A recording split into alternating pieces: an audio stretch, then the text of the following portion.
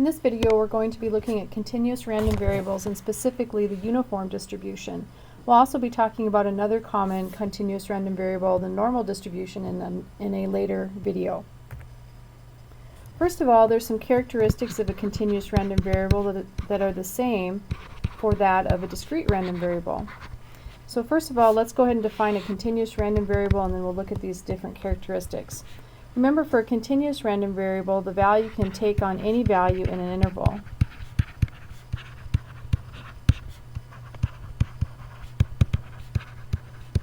So for instance, some examples that we could look at the speed of a car.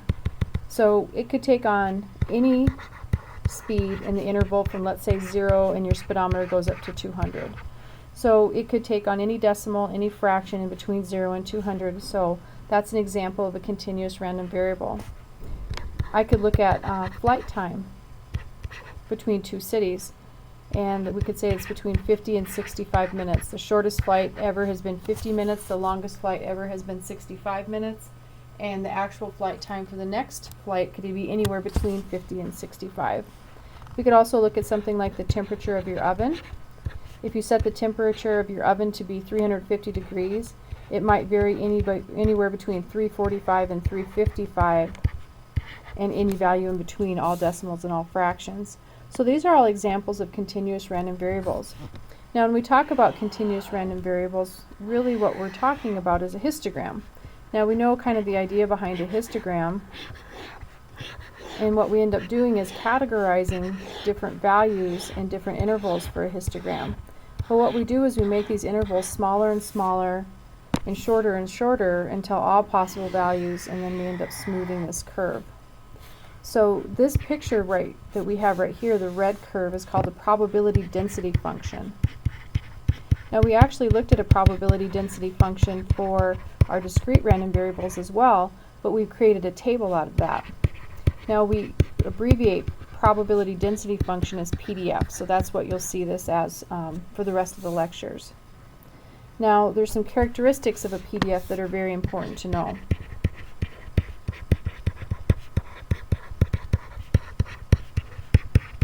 So the first characteristics of this probability density function, and this is not going to be the shape of every PDF, this is just the shape of the example that we have here, but for every probability density function we have, the area under the curve is equal to 1.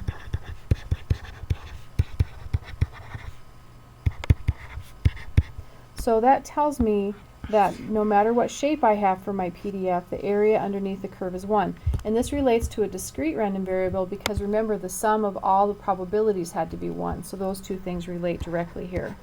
The second is all values have to be at or above the x-axis. So the curve doesn't ever fall below the x-axis. So what that means then is the entire function, f of x is my function, is always at or above the x-axis. And so this basically means all probabilities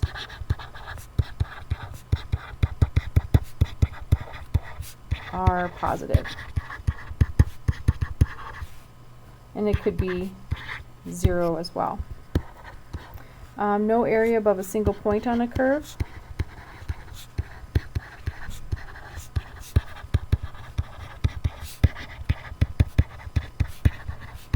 Because if we're going to find area, we need two dimensions. We need base and a height, basically.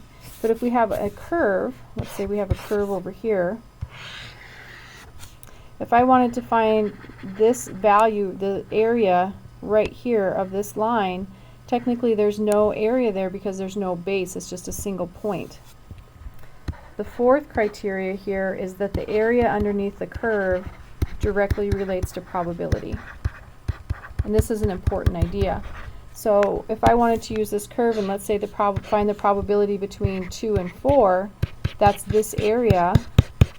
And if I can find this area, then I can actually go ahead and find the probability of that event as well. But back to the idea, you have to have two values, 2 and a 4 or something like that. There's no area above a single point on a curve. Now there's a lot of different continuous distributions that we're going to be looking at. The first one that we'll look at in this lecture is called the uniform distribution. Now the uniform distribution has all the characteristics that we just listed above. but we know something a little bit more about this distribution. The uniform distribution has the exact same height, or the exact same probability for all of its values. So for instance, this could be an example of a uniform distribution. Notice the height is all the same right here. Now in general, what we would say, if x is distributed uniform, and U stands for uniform, I would say from A to B. Now A and B can be positive or negative values. For my example here, I'll say from A to B. Now we also know a couple of other things about the uniform distribution. If I know that the base here, and again, if I want to know this distance, I just take my right minus my left end point. This base is B minus A. I should be able to find this height too. I should be able to figure out how high this is because I know the total area underneath the curve is 1. So as it turns out, this function, f of x, is this line right here. This is going to be 1 over B minus A. Now what has to happen here, this is going to be true for all values of x between A and B. So this is only defined between values for A and B. So this height right here then is going to be 1 over B minus A. Now if you take B minus A, oops, my base times my height, you can see that these cancel, and this is equal to 1. So the area here is 1.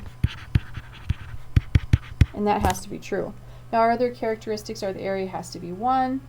If we scroll up just a little bit here, all the values have to be at 0 or higher. That's f of x greater than or equal to 0. There's no area above a single point on a curve, and then the area and probability are directly related. So that's my uniform distribution. Let's go ahead and look at a question about a uniform distribution and see if we can answer it. So let's suppose this is an S with a P hanging from it. Let's suppose the reaction temperature X in degrees Celsius. So my reaction temperature is X. It's measured in degrees Celsius in some chemical process.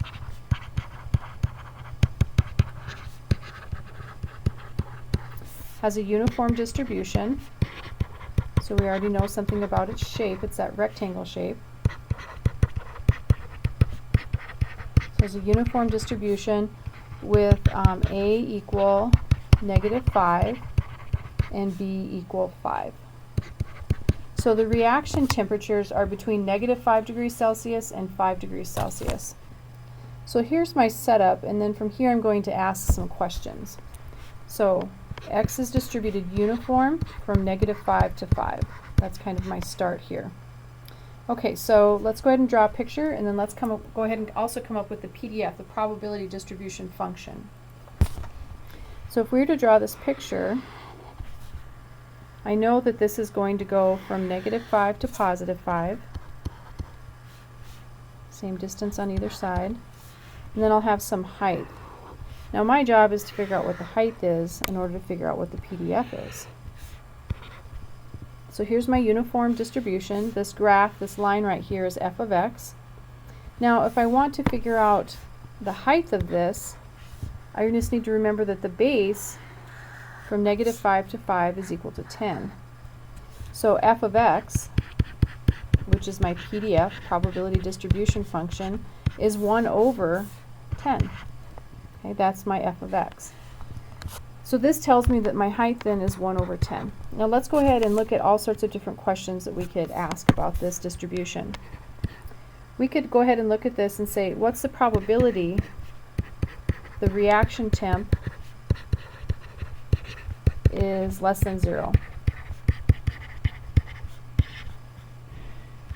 Now this actually turns out to be the probability that the reaction temp is x less than 0. This is an easier way to write it. I'd also like to point out, because there's no area above a single point on the curve, there's no difference in these probabilities as if I say less than or equal to. For a discrete distribution, this would make a huge difference, but for a continuous distribution it doesn't, because there's no area above a single point on a curve. So both of these probabilities are the same. So let's go ahead and sketch up our -5 to 5 graph. the height is 1/10. And so I'm at less than or equal to 0. Well, here's 0. Less than 0 would be here. So I'm basically trying to find the area here. So the probability that x is less than 0, which is the same as the probability that x is less than or equal to 0, this is just the area of this rectangle.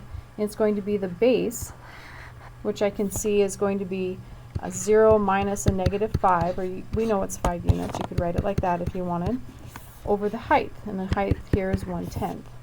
So this would be base times height. Sorry, base times height. I don't need a fraction bar there. Base times height. So then I'd have my 5 over 10 is 1/2. So the probability that x is less than 0 is 1/2. So about 50% of the time, my reaction time would be less than half. And that totally makes sense because the distribution goes from -5 to 5, so that's halfway in between. We could also look at other probability statements. We could say, what is the probability that the reaction time is between -1.5 and 2.5? So this notation means between. Both the signs are less than. Now it doesn't matter here whether I have equal signs or not for a continuous distribution, because what ends up happening is there's no area above a single point on a curve. So if I wanted to draw my picture here, here'd be my -5 to 5. I have that same rectangle over and over again. The height is 1/10. Now, -1.5 we'll say is somewhere right here, and 2.5 is somewhere right about here. Now between means I'm looking for this area. So this is just the area of a rectangle. So I'm looking at the base, 2.5 minus a -1.5 times the height, which is 1/10. And I need parentheses here as well. So 2.5 plus 1.5 would give us a 4. So this is 4 over 10, or 2/5. If I had to round that, that would be 0.4 would be my probability then. So these are really nice. They're pretty easy to do because basically I'm just finding the area of a rectangle.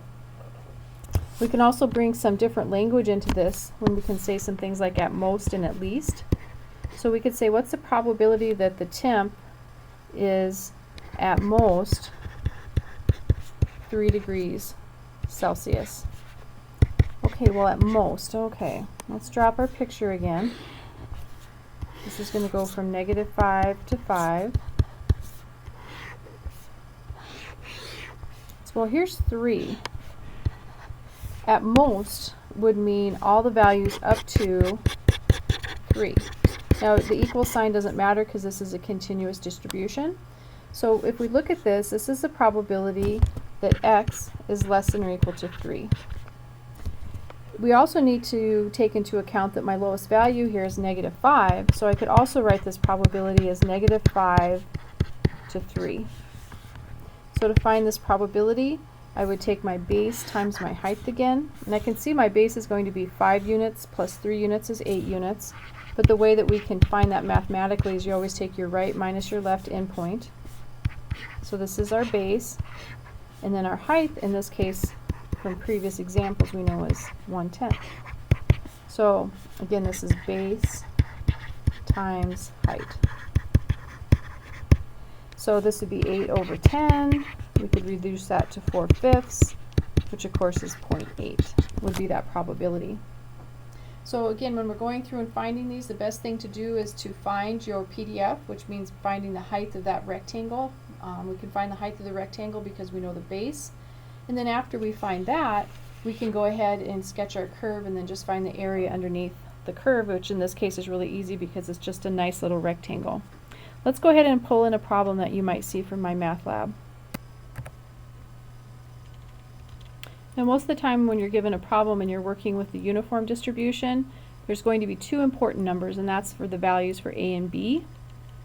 So here we have a statistics professor plans classes so carefully that the lengths of her classes are uniformly distributed. So now we know uniformly distributed between 45 would be my A and 55 would be my B.